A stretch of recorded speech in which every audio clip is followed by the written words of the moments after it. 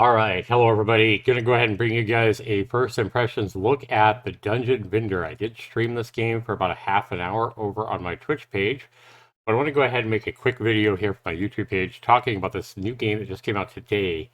So this is a first impressions review, first play on launch day, if you would. A game about traveling to different dungeons, meeting new heroes, and crafting weapons, collecting loot, and then answering the calls so they can slay the enemies in the dungeons and make it a profit. So the game hypes all the different types of weapons and enemies and stuff like that you're going to come across, and the different maps and different dungeons, 20 different locations, etc. Comes in at a price tag of 15 US dollars for the 20% discount its first week. And it's brought to us by the developer and publisher 3055 Design. It is their first title on Steam. And we're going to go ahead and show you guys why I ended up not liking this game and what this game's about, and let you guys make hopefully a better informed decision for yourself. And we'll do that right after this, guys.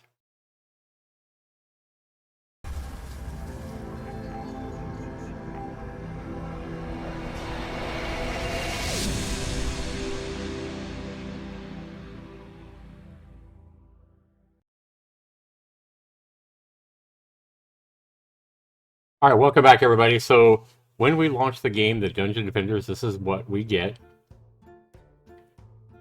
All right, so this is exactly what you're going to see here. You're going to see you have no gold. This is your little assistant, your goblin assistant, if you would. This is your dungeon. You can see where everything's at. Like, it shows you what the UI is all about if you just hover your cursor over the top question mark.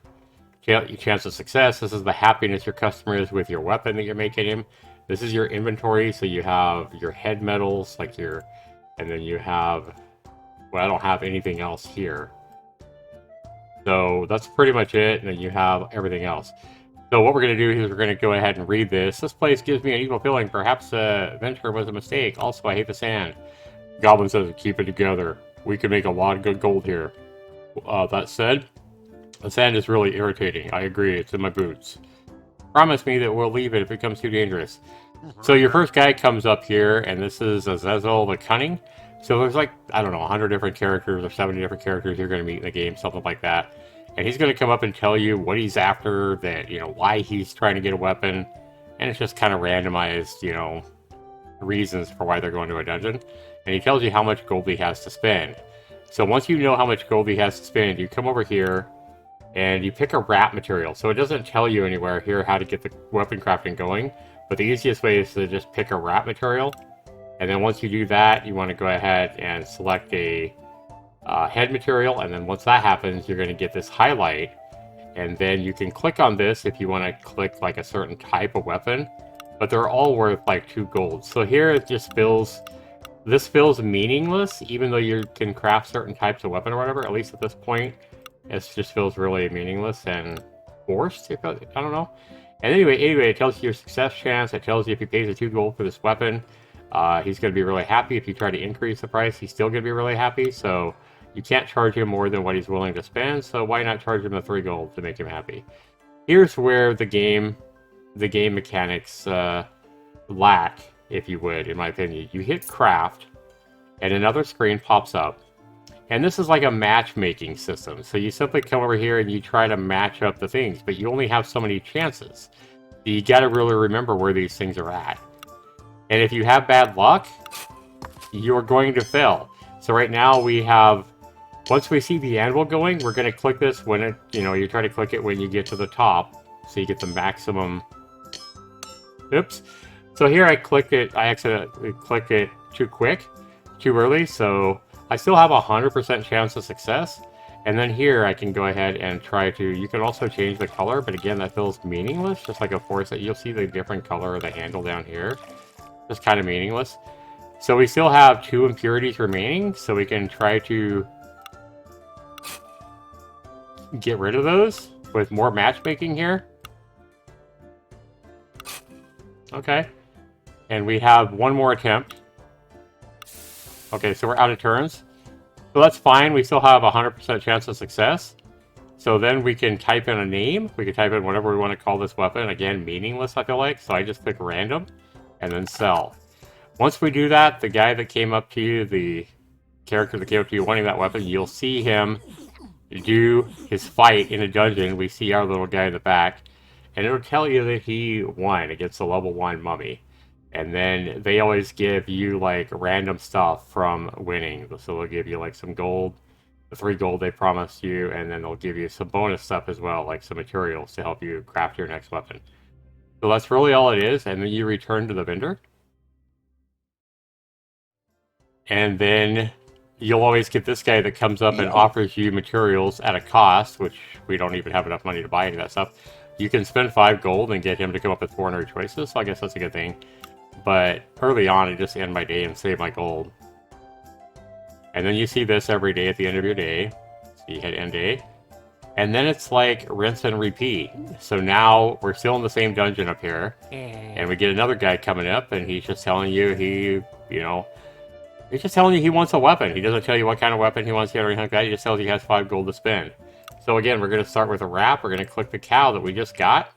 Usually if you click the material you just got from the last guy, it'll be exactly what you want. And we have 0% chance of success. Again, you want to go ahead and select a head material. So we'll just go ahead and use a piece of wood. And let's go ahead and craft, and we do the same thing again, guys. We're just going to do the matchmaking system again. And then we're going to try to hit it a little bit better than we did last time. Alright, so we click that. We got a 100% chance of success. We have 4 more attempts to try to get rid of 2 more impurities. So... okay, so...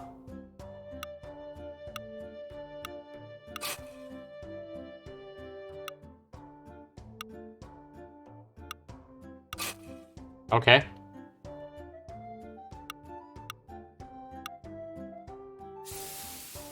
So eventually you're going to run out of turns here. You're going to come back and you're going to have a % chance of success, and I just click random and sell it. And then it's the same thing. We're going to go watch this guy fight a random dungeon character or whatever. We see that, and we'll win because we had a 100% chance of creating a successful weapon.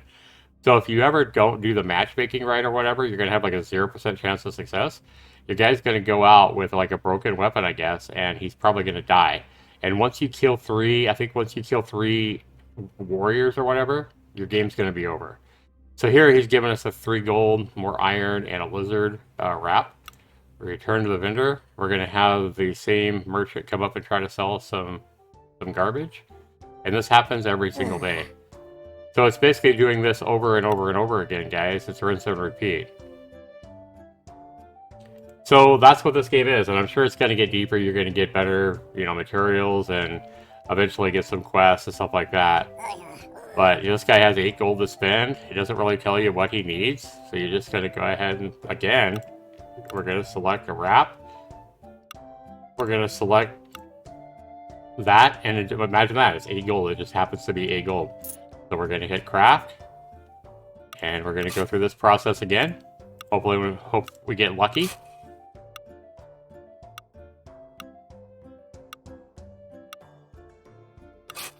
There we go. Oh, okay.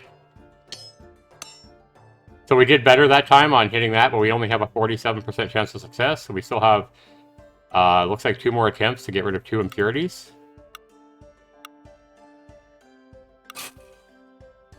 So we have 1 more attempt. Okay, we're out of turns.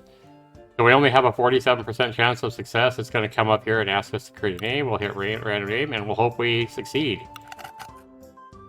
47% chance. So I guess we have a 47% chance of our character or our merchant, not our merchant, but our guy winning, our customer winning.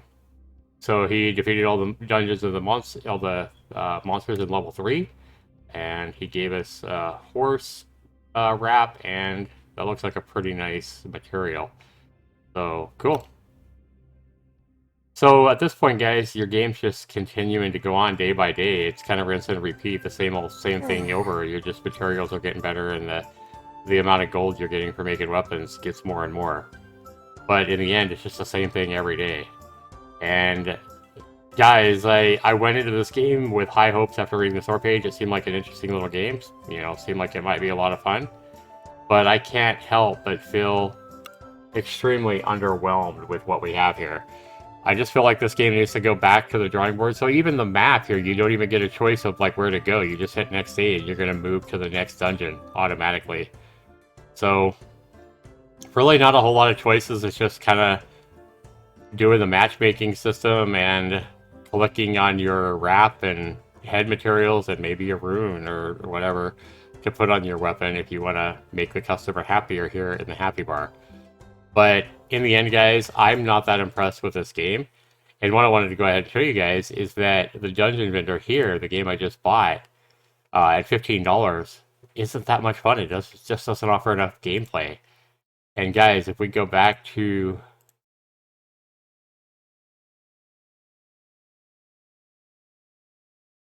so if we go back to a game I remember that kind of has similar graphics, guys, way back the first Shopkeep that I played back in 2016. I remember enjoying this game and having quite a bit of fun with this one. In this one, you have all kinds of customers walking around, similar type graphics. This one's more immersive though, and you get to set everything up wherever you want, your shelves, your tables, and you get to price all kinds of different things at the same time. So you get to try to figure out, what is the demand? Is it a demand for swords or shields or what? And you get to make all these weapons, put them out where you want, charge whatever the heck you want for them, see what sells, what doesn't, take care of thieves, kill thieves, stuff like that, and try to make your big profit this way by actually running a full-fledged store. And then take care of thieves. You got to clean up your shop if they throw junk everywhere. And it looks like they have a lot of bandits here. This game, in my opinion, is just way more fun than what we have here, guys. And even this game is getting mixed reviews. And this game comes in at only $5. So I just had way more fun with Shopkeep 7 years ago at a $5 price tag than what we have here, guys, with the Dungeon Defender at $15 and just much more limited gameplay. So that's my opinion. I know everybody's opinion is different, but I really feel like this game is way overpriced. I feel like the developer really should consider maybe trying to figure out a couple ways to make the game more fun and lowering the price to a $5 price tag to better compete with the competition such as Shopkeep. But it's just too expensive in my opinion. And maybe let the player control the action in fighting. If you have a better weapon that you created or, your success was higher, maybe you have a better chance of hitting the enemies yourself, but letting the player click something to fight the enemies might make the game more fun. But also maybe making it so that two people come up at the same time wanting different kinds of weapons and you get to choose which one you want to craft a weapon for, because at the end of the day, you're the boss and you have way more customers than you can possibly satisfy or something. Or maybe there's a way you can get greedy and try to, build something for both of them. Um, Risk versus reward type thing. But I just feel like the gameplay needs to be better thought out to make it more fun, and especially at a $15 price tag. So guys, this game, I'm going to give this game a 4 out of 10 as my score because it's just not that much fun. And because it is so overpriced and such a bad value, I'm going to take away a point and knock it down to a 3 out of 10. I think this game does have a lot of effort. It's not like an asset flip or anything like that. But I'm going to give this game my get good uh, because I do think there is potential here. And it's not like a miss video that's, or a developer just obviously trying to scam us and rip us off for like no effort. That's not the case here. But I just feel like this game needs to get good and be a better value for the price tag.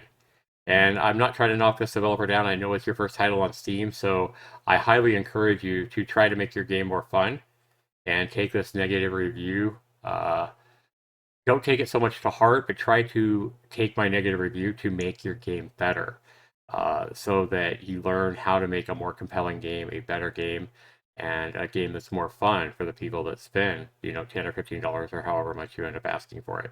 So I highly encourage you to not give up or give up hope, or feel heartbroken. I know getting a negative review hurts, especially when it's your first negative review on your first game.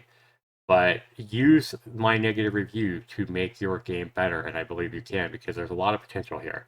And you put a lot of effort into this game, and I believe with a little more thought and a little more, remember, try to make a game that you yourself enjoy playing, because if you don't even enjoy playing your own game, chances are the customer is not going to enjoy paying you $15 and enjoy the game as well.